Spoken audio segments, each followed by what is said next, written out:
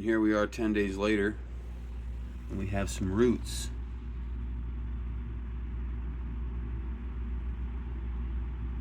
Right there. Some in the back have roots.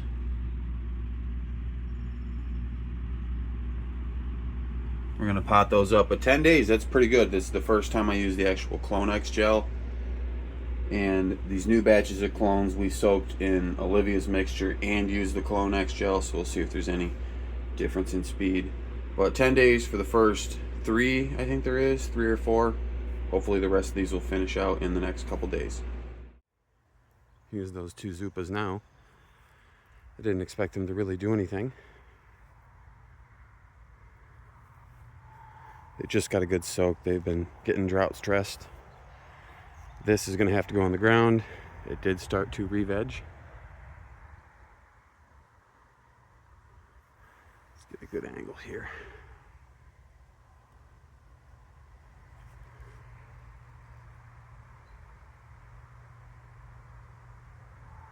And that's okay. I was hoping it would finish, but it's just going to become a giant. These trop skunks are all boys. So these are going to go. There's 3 more up top that are female. There was 1 boy. Okay, so the seller just dropped this off.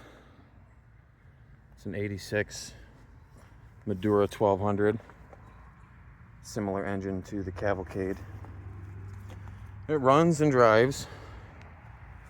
It was owned by an irresponsible teenager. So it has all the fun things you would expect to find. Pretty rough, honestly, but it runs and drives. The previous owner had been in the carbs.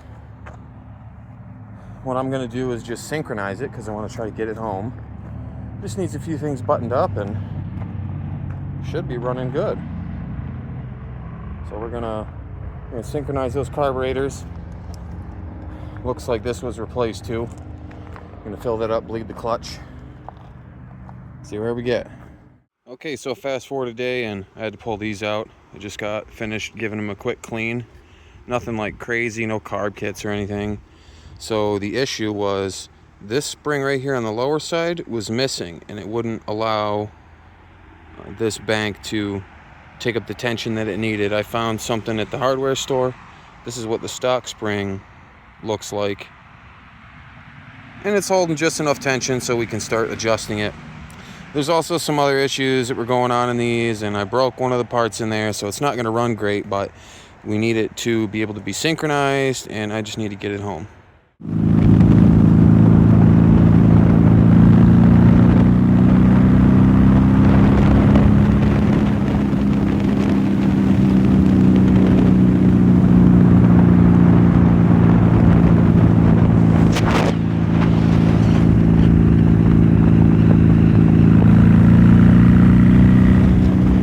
Okay, so it's renovation day today. We have 4 unsexed plants here. This one, this one, this one, and that one. This is a female trop skunk. I thought I got them all, but I did not. And then we have a male, Larry. That's going to be our stud male. He's going to get the VIP treatment. He's going to get a 5-gallon bucket here soon. They all need water. I've been very busy with the outdoor and everything else going on. These are some of those cuts that I took from the keepers.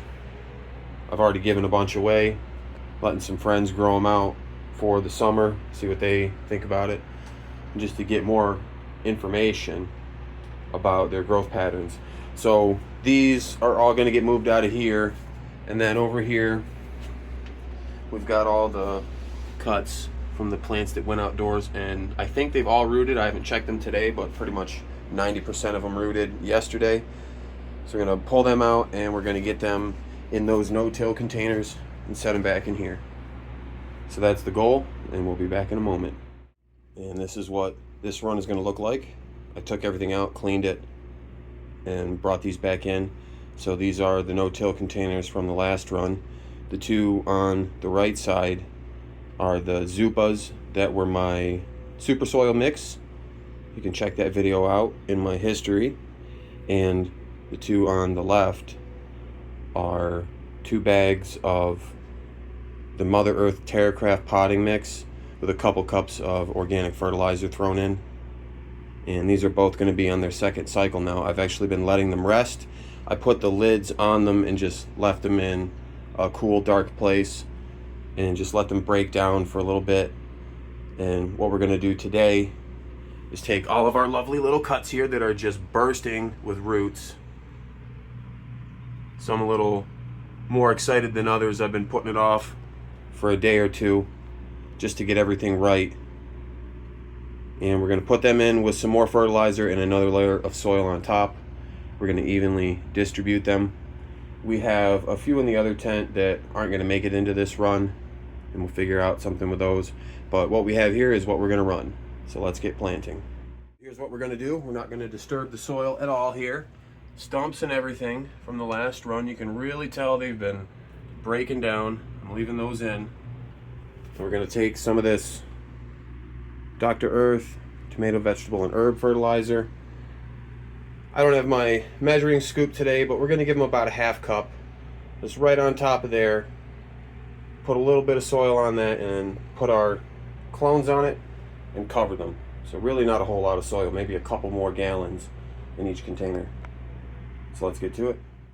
So I decided against adding more soil. We just added some fertilizer. Look at these roots. Just going bananas. So I inadvertently did a little experiment. I left the holes open on this container side, and this one didn't have any holes. So they seem to like near 100% humidity versus 60% roughly what they got. They dried out more. These rooted way faster and more aggressively than these did. So food for thought. But all we're gonna do is cover them with some fresh soil, let them rip. And there we go. Here's what the run's gonna look like. In the back here, we have 4 of my GG4s, and there's a legendary Larry. This is 6 glitter bombs. We have 4 garlic storms in here with the Mitten Master Trop Cherry in the center. There's another glitter bomb right here.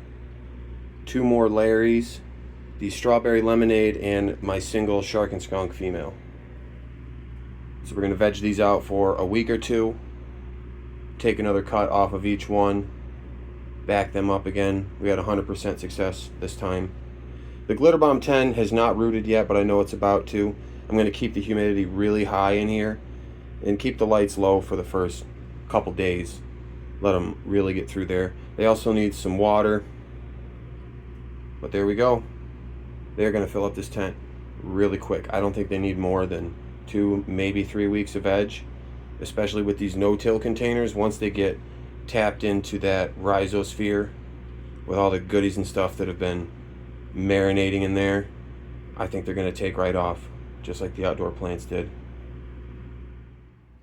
So here we are, 56 days after germination, and the clones have rooted.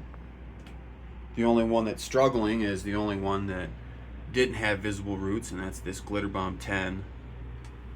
We'll see if it recovers. Everyone else is loving it. The Mars Hydro FCE 4800 was almost at the top of the tent, still is, and it was at 10% power, giving them about 50 par, and they grew this much. I just turned it up to 200 par. We're at 30% power right now. We're gonna see how they like that. We're gonna slowly ease it up, but there's barely any heat coming off, and we have an excellent light distribution. You can see all the plants look uniform. Other than their genetic differentiation, they all have the same color, same growth pattern, even all the way out in the corner here. That's definitely the runt. That's why I put it back there. For some reason that corner always does really well, so I put the runt there. But this one looks really good. Over here in the front corner, they all look great. This one's a really stretchy variety. Shark's Breath crossed to skunk number 1. It's known to get really tall, so I'm not surprised that this one's getting a little bit taller than the rest. Other than that, they're very uniform. So we're going to see how these no-till containers perform. And we're going to see how the FCE 4800 performs, but I already know it's going to crush it. we're probably going to get another record yield here. Spoiler alert, we did break a personal record last time. I will be releasing those seed to harvest videos soon. It's been very busy around here. But look at the growth. In just a few days at 50 par, cured that chlorosis they were getting from the cloning situation. They always get a little hungry. If you can get them through the cloning without them looking hungry, you did a good job. Well, here we go. You saw me plant them, then I watered them, and then we waited. A few days later, and we're off to the races. I'm going to keep turning this par up as we go. I'm going to get it up to 600 before we flip. We're going to give them another 7 to 14 days to veg. It really depends how they fill out, and I think the no-till containers are really going to help out with how fast they're going to veg. If we're ready in 7 days, that'd be wild, but 14, definitely ready in 14 days. Then we'll trellis net everything and flip it. So here's the 2x4. This is everything that's not making it into that run. So there's my keeper Zupa. I love this plant. I don't want to lose it. It's really good. Got a couple others, but this was the best one. And then we have the stud male. That's the Larry number 6. We have a Larry number 2, a glitter bomb, a trop skunk, sour gorilla from North Atlantic Seed Company. I don't remember what this one is. The rest of these are female, except for this Larry. And then a few more keeper cuts. I'm curious if this Larry's gonna start shooting out pollen even in veg. The skunk number 1 male I had did that even under 18 hours, just chucking pollen. So here in a little bit, I'm gonna come top the suitable ones for clones. This one needs to get up potted. It's just struggling immensely. And we'll do a separate run for those. Maybe bring in the other no-till containers. Do something similar to this, but in that tent. But yeah, we had some excellent rooting speed. It was 6 or 7 days for the first one, and everyone was ready by 13 days, 14 days, I don't remember exactly, but within 2 weeks we were done. That's really fast. That's great. That's really good turnaround time. So thank you for watching.